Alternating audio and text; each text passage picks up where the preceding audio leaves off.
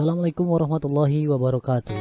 Aturan wilujeng tepangdang deui dulur-dulur anu di lembur, baraya-baraya anu di desa oge anu di kota. Dina waktos ayeuna di Tatang S Channel bade nyarios dongeng sasakala Sunda deui. Mugi-mugi acara dongeng ieu tiasa nyugemakeun etang-etang hiburan pangbrahmana. Pamiarsa anu acan we subscribe sareng loncengna mangga ditole bae. Sareng anu bade komen atawa ngabagikeun dongeng ieu mangga. Mugi-mugi para mitra jadi seueur deui anu uninga sehingga budaya Sunda samakin jaya. Di Tatang S Channel ngahaturkeun milujeng ngadangukeun mugi katampi sareng kabingahan ieu carios judulna nyaeta Sasakala Rawa Bening karya Putra Hayu Tanusa. Di Jakarta Kidul aya hiji tempat anu ayeuna katelah Rawa Bening anu matak dingaranan kitu lantaran baheula rawa atawa ranca. Eta ranca teh caina cenembrang herang anu ku urang Betawi disebut bening, nyanalah bae ngaranna Rawa Bening. Nurutkeun sasakala mah dongengna kieu. Baheula ge baheula pisan di dinya teh mangrupa pakampungan imahna loba jelmana oge gegek deui. Ari pacabakan sapopoena umumna kana ngolah tatanen. Jelmana masih keneh percaya kana sabangsaning lembut jeung karuhun, masih keneh ngagem kepercayaan buhun. Unggal taun jelma eta lembur sok ngayakeun sedekah bumi, maksudna minangka rasa syukur yen maranehna geus dibere kasalamatan. Lamun henteu ngayakeun sedekah bumi, cenah sok aya matakna keur urang lembur, sok aya bae mamalana keur sararea seperti caah atawa datang rupa-rupa kasakit. Kacarita dina waktu sedekah bumi sakumaha kabiasaan urang dinya, sakura laki anu jag-jag indit kaleuweung moro sato gede ngarah dagingna da sangu mah moal kakurangan lantaran taun eta panenna mucekil. Eta daging rupa-rupa sasatuan teh dijieun kadaharan keur sedekah bumi teh. Bring atuh kabeh lalaki indit kaleuweung mawa rupa-rupa pakarang keur moro. Aya anu mawa tumbak jeung kuli, aya anu mawa gobang panjang, aya anu ngan ngukur mawa awi sateug-teug. Songona diseuketan seperti bambu geus bubuh ari bedog mah. Kabeh oge mawa di sorean cangkeng.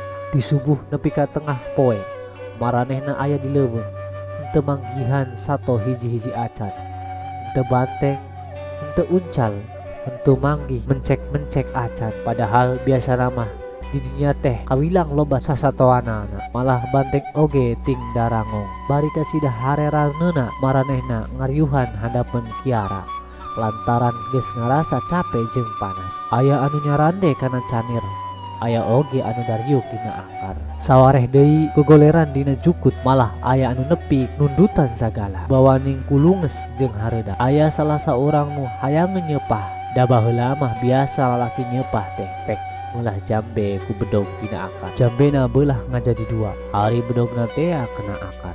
Cer bae tina akar teh bijil getih, lain getah anu bijil tina akar teh, tapi ieu mah getih tur rupane oge beureum. Ari kumanehna disidik-sidik horeang akar teh bet sisitan serta tekung si lila muliat lelaunan. Ari diliekan tebih luhur si horeng ore sanca gede pisan, aya meureun sagede cantang kalapa mah. Sungutna calangat, huntuna ranggeteng, letahna anu nyagak elel-elelan. Gancang bae atuh jelma teh pahibut, aya anu ngadek, aya anu numbak, aya anu ngagebugan ku panunggul. Atuh henteu kungsi lila oge orai teh geus ngalonjor dina taneuh. Dagingna padang rarecah ku sararea, tuluy dibarawa balik ka imahna. Baralikna bari saruka bunga. Ari daratang kalemburna jelma-jelma teh pakpikpak ngolahkeun daging orai teh. Sawareh ditumpak, sawareh deui dipanggang di titiran. Maksudna keur sedekah bumi teh keun bae ku daging orai oge cenah. Dasar wa ieu daging-daging kene. Kacarita orai sanca anu tadi si horeng lain ore sanca samanea, tapi ore sanca anu keur tabah. Barang jasadna geus paeh, sukmana salin jinis jadi budak buncir, tapi saurang oge taya nu nyahoeun eta budak buncir teh awakna hideung, beteungna nureuteu kawas nu cacing. Sup budak buncir teh ka jero lembur tuluy ngadatangan ka jelma-jelma anu harita keur popolah daging orai. Budak buncir minta dahar, tapi saurang oge eueuh anu mere lantaran urang dinya mah maredik tara daek tutulung kanu keur butuh, tara daek tatalang kanu keur susah. tina banget perih beteng eta budak buncir lempangna jajari jagan. Tina banget perih beteng eta budak buncir lempangna jajari jegan. Tapi bae kahiji imah anu nenggal. Ari anu boga imah teh nini menjo keayaan budak buncir kitu nini teh karunya pisan. Tuluy bae budak buncir teh dibere dahar. Sa aya bae kawantu nini teh lain jalma aya. Saenggeus reres daharna budak buncir teh hayang mulang tarima. Pok bae ngomong ka nini teh, "Nini, ingetkeun omongan kuringnya, lamun engke aya bancang pakeueuh, Nini kudu buru-buru mawa pangarih. Tidinya indit ka saung lisung, sangkalan Nini bisa selamat." Tidinya budak buncir teh indit balik deui ka lembur anu rek sedekah bumi. Manehna nyamperkeun ka barudak anu keur arulin bari ngambeng kadaharan. Rupa-rupa kadaharan tina daging orai tea, aya nu ngambeng panggangna, aya anu ngambeng gorengna atawa paisna, aya oge anu ngambeng cobekna. Pok budak buncir teh ngomong, "Kadarieu barudak tarenjokeun uing rek nancemkeun nyere dina taneuh. Uing hayang nyaho saha anu bedas, nyaeta anu bisa nyabut ieu nyere." Budak buncir ngomong kitu na teh bari terus nancepkeun nyere dina taneuh. Barudak anu keur arulin saleuseurieun sabab marena nyaraho yen nyambut nyere teh pagawean enteng, teu kudu make tenaga gede. Salah saurang budak ngomong kieu, "Aing eta nyere rek dicabut, ngan lamun eta nyere geus kacabut maneh rek dicabok ku uing." Ngadengi omongan kitu, budak buncir nembal semu nantang, "Pak tah lamun nyere kacabut, uing cabokan ku sadarea. Ngan lamun henteu kacabut, kadaharan anu aya di maraneh kudu dipikeun kabeh ka uing." Ngadengi omongan budak buncir kitu, barudak teh kabeh oge sasaleurian. Aya hiji budak anu pepelekek, awakna oge panggedena di antara anu sejen. Manehna ngajaga pisan nyabut nyere ku leungeun kencang. Nyere henteu kacabut, ku dua leungeun henteu kacabut. Nepi ka dugang-duging lut-lut kesang, malah nepi ka prat-pret-prot hitut sagala. Nyere teh henteu ongget-ongget acan. Akhirna eta budak teh nyerah, gancang eureun nyabut nyerena. Bari balaham beulehem semu era. Dagingna dibentak ku budak buncir, henteu bisa ngoretkeun. Pak teh bisi aya nu rek nyabut deui, ila kadar oge nyere ku hese. Parjanjianna mah seperti tadi bae, cek budak buncir ka budak sejena. Budak anu sejen beganti nyoba-nyoba nyabut nyere, tapi kabeh oge teu aya anu bisaheun, malah henteu ongget-ongget acan. Barudak teh kaduruhungeun jaba ngarasa era ku budak buncir lantaran tadi geus nyacampah jaba kadaharan lapur deui kabeh dipenta ku budak buncir kacida bungahna henteu kungsi aya anu nyabok, malah menang pirang-pirang kadaharan. Tangkaranggem kanca katuhu pas budak buncir inget ka nini anu tadi mere dahar ka manehna. Kadaharan teh dibikeun sawareh ka nini, sawareh deui didahar ku sorangan, bari diuk dek hareupeun nyere teh. Barudak baralik ka saimahna, aya anu nyarita ka kolotna, aya oge anu nyarita ka lanceukna, aya oge anu nyarita ka tatanggana. Nyaritakeun keanehan nyere anu dirancamkeun ku budak buncir, sanajan saukur nyere biasa tapi hese pisan dicabutna, malah henteu bisa oget-oget acan. Beja po beja dibijakeun deui, entukna sabangang si lembur nyaho. Kabeh ngarasa panasaran, ring bae atuh nyamperkeun budak buncir. Teu sirikna kabeh pangeusi lembur tamplok, geus puguh lalaki anu jagjag waringkas mah salianti panasaran teh bari aya karep sejen, nyaeta hayang ngawarah budak buncir anu geus ngarebut kadaharan barudakna. Datang ka tempat anu dijugjug, kasampak budak buncir keur diuk nyarande kana tangkal kalapa, bari ngusapan beteungna anu bucitrek. Diukna nyang hareupan nyere anu aheng tea. Budak buncir henteu kaget henteu reuwas kadatangan jalma anu sakitu lobana, lantaran geus disangka ti samemehna. Teu lilah torojol lalaki tengah tubuh anu dianggap kokolot di eta lembur. Pok eta kokolot teh ngomong, "He budak buncir, mana nyere anu majar?"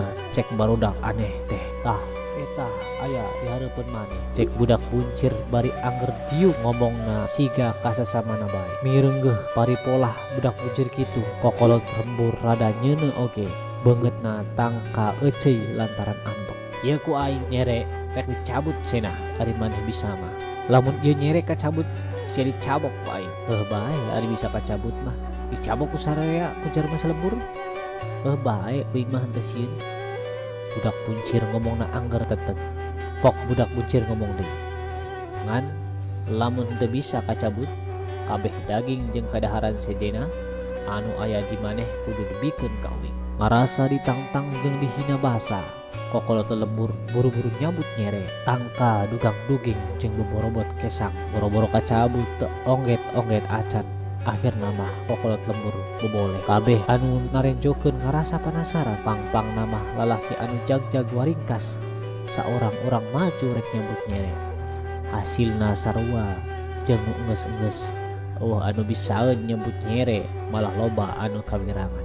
Aya anu nepi ka dut-dut hidup, aya anu nepi ka wer-wer kiih teu saeutik anu ngajengkang beak tenaga. Kabeh sapaang ngeusi lembur ting haruleng kumaha carana nyambut eta nyere. Sabab lamun eueuh nu bisa nyambut kabeh bakal karugian daging jeung sakabeh kadaharan anu diajangkeun keur sedekah bumi kudu dipasrahkeun ka budak buncir tuh meureun moal jadi sedekah bumi. Keur ting haruleng torojol aya jajaka jangkung badag kawentar tukang gelut tukang jogol tong boronong jogol jeung jelma dalah jogol jeung banteng oge can kabejakeun kungsi kawiwirangan dagal digil jeung bedegul pepeuteyanana oge beberihalan bitisna deui babalingbingan enjo jajaka anu anyar datang kabeh samangsi lembur surak bakating ku bungah pangrasana bakal aya nu bisa ngajait tina karugian jeung wiwirang.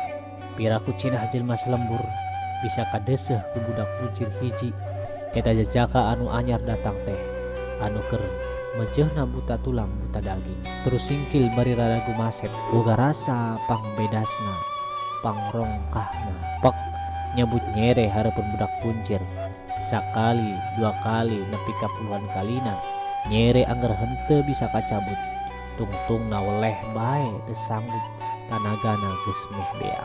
Kabeh jelema ting haruleng deui tuluy ting harewos jeung pada baturna neangan akal setekah pola sangka henteu kudu nenden janji watuning kabeh pangeusi lembur teh jelma korek jeung kawentar tukang licik maranehna embung karoroncodan daging jeung sakabeh kadaharanana kabeh milik ku batur nyaeta ku budak buncir.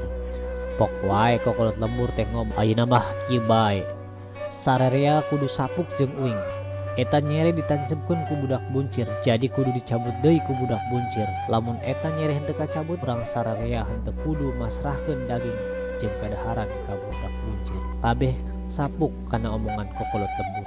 Ngadenge caritaan kokolot lembur kitu budak buncir ngahuleng sajongjongan kumanehna kahartieun eta teh siasat sanajan eta nyere kacabut oge kumanehna urang lembur santang tu nohonan jangjina serta lamun geus bisa kacabut tangtu bakal aya pamentana anu sejen bisa jadi pamenta anu pamohalan pisah. Sanggeus mikir kitu budak buncir ngomong pokna ieu nyere ku aing rek dicabut uing nyaho maraneh kabeh bakal jalir janji lantaran boga sifat hawak jeung licik ngan lamun ieu nyere geus kacabut maraneh kabeh bakal musnah minangka hukuman jelma-jelma anu hawak jeung ngalicikan ka batur ngan saurang di lembur ieu nu bakal salam. Barang eta nyere dicabut ku budak buncir cerbae cai mancer tina urutna beuki lila beuki ngagedean serta tuluy leb-leban minuhan lembur. Antukna eta lembur teh jadi sit jelma katut imah-imahna kabeh kakeulem ari budak buncir teh mah geus bae ngaleungit lir anu diteureuy lemah ngan nini saurang nu salamet teh anu diingetkeun ku budak buncir teh barang ngadenge ting gorowok nini mawa pagarih di dapur terus lumpat ka saung lisung manehna numpak lisung dina cai ngaboseh ku pangarih salamet henteu kakeulem ku cai. Saurang oge teu aya nu nyaho geus sabaraha lilana eta kajadian teh tangtuna oge mang ratus-ratus taun. Eta situ teh lila-lila jadi deet anu disebut ranca atau rawa. Kulantaran caina kasidah herangna anu ku urang Batawi mah disebut bening, nyakatlah bae ngarana rawa bening. Kiwari mah rawa bening teh geus jadi deui lembur anu kasidah gegekna, malah geus jadi daya anu kawilang rame. Imahna oge geus lain imah panggung deui, teu saeutik gedong-gedong anu jarangkung. Sanajan kitu meh unggal taun sok jadi situ, lantaran kakeulem ku cai cacaan tigirang, komo lamun usum ngijih anu poharam. Hatur nuhun para wargi sadayana, hampunten bilih kurang merenah dina ngaoskeun naskah dongengna, dina merankeun masing-masing karakterna. Atuh pantau terus di Tatang Channel, bete ketinggalan dongeng-dongeng anu sejena. Simak abdi wasiat ka diri pribadi, atuh umumna kabararea. Hayu urang semangatkeun kembali diajar sagala hal tentang kasundaan. Atuh mudah-mudahan kukitu carana jati diri Sunda henteu leungit, lain cuma di diri urang pribadi tapi juga di anak incu urang. Ari zaman baheula mah para pemuda ngikrarkeun hiji dina sumpah pemudana. Ku jalan eta maka bangsa Indonesia bisa lepas tina belenggu penjajahan. Nah, di zaman modern ayeuna budaya-budaya luar teu bisa dibendung deui asupna ka ieu nagara. Ku sabab kitu ulah sampe budaya luhur Nusantara dijajah. Mangga urang sami-sami berjuang. Kami setiap generasi Indonesia tetap memiliki jiwa luhur di para leluhur Nusantara. Wassalamualaikum warahmatullahi wabarakatuh. Sampurasun.